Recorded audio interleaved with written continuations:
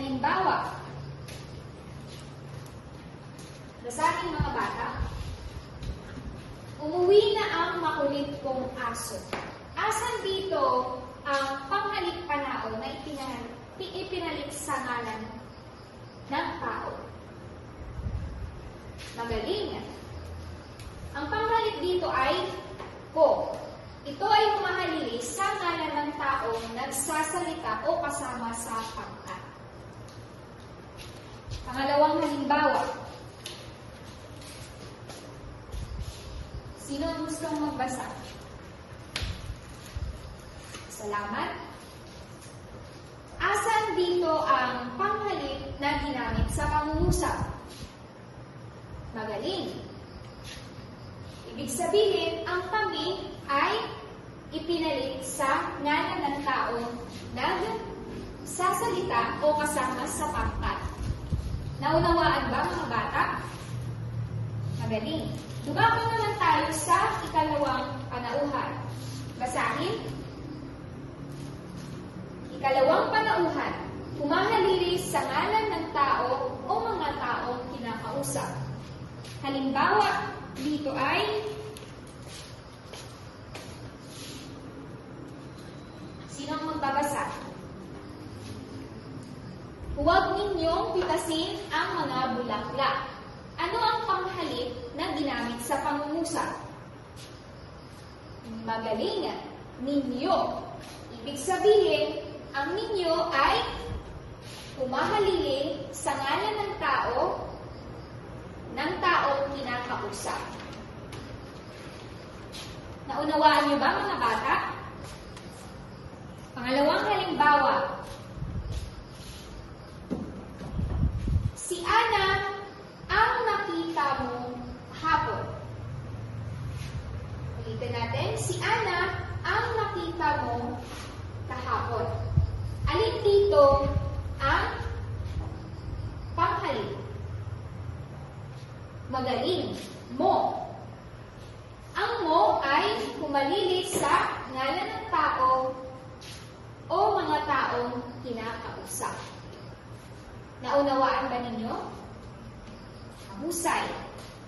Dumako naman tayo sa ikatlong panauhan. Unang halimbawa.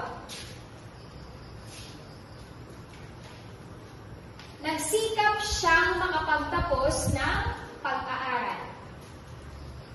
Nasaan dito ang panghalik na ginamit? Okay, siya. Ang siya ay ano? Humalili sa ngalan ng taong pinag-uusapan. Ibig sabihin, dito sa pangungusap ay mayroong pinag-uusapan.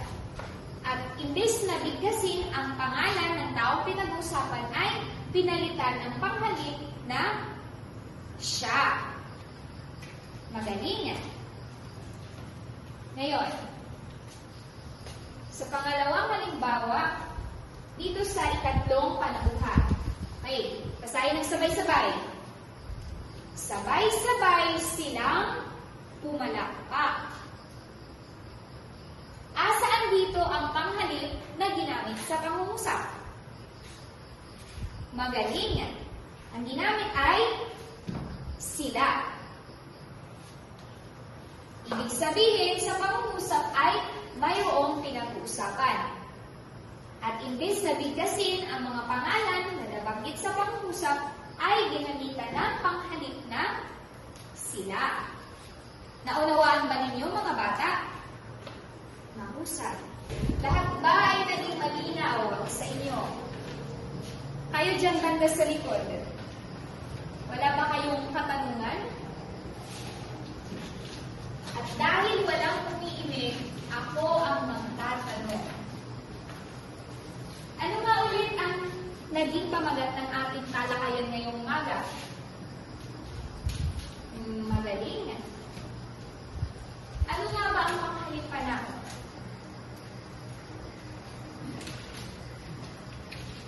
Mahusay. Sino ang makapagbibigay ng mga halimbawa nito?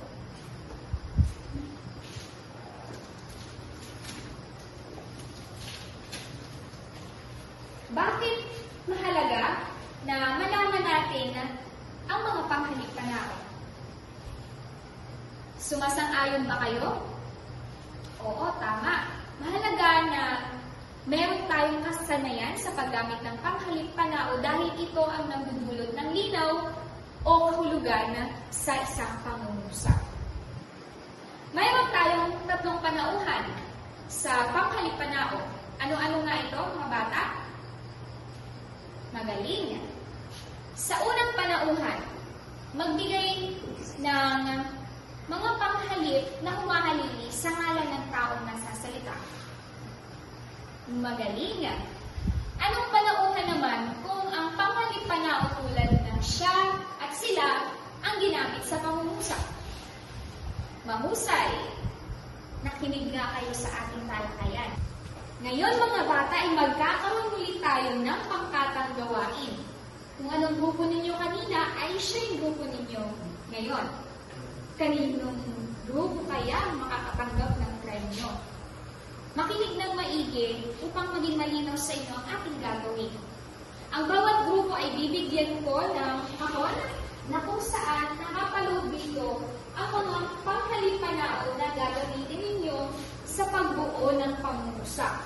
Sa pagsisimula ng gawain, ang bawat miyembro ng grupo ay bubunot ng papel at bubuo ng pangungusap gamit ang mga panghalipanao na nakasulat dito. Naunawaan niyo ba? Pabilisan nito mga bata. Kung kaninong grupo ang nakabuo ng tamang pangungusap at unang natapos sa maikling oras ang siyang mananalo. Handa na ba kayo? Okay, magaling. Kaninong grupo ang mauna? Sige. Unang pangkat, ang inyong oras ay magsisimula na. Ikalawang pangkat, humanda. Ang inyong oras ay magsisimula na rin. Mahusay mga bata. Makukuha ninyo ang inyong premyo pagkatapos ng ating klase. Ngayon, bumalik na kayo sa inyong upuan at kumuha ng kalahating bahagi ng papel.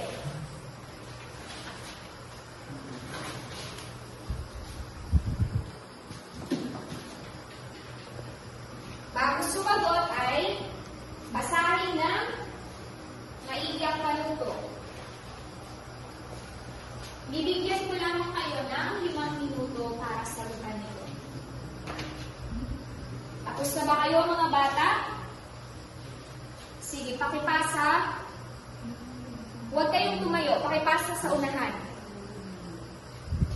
Ngayon, kopyahin ninyo ang inyong takdang aralin. Ito ay ipapasa bukas ng umaga.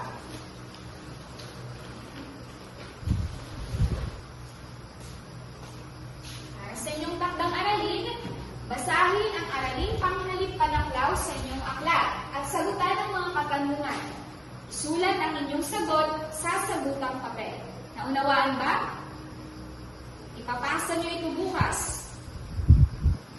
Sana may natutunan kayo sa ating naging talakayan ngayong umaga. Yun lamang, maraming salamat. Paalam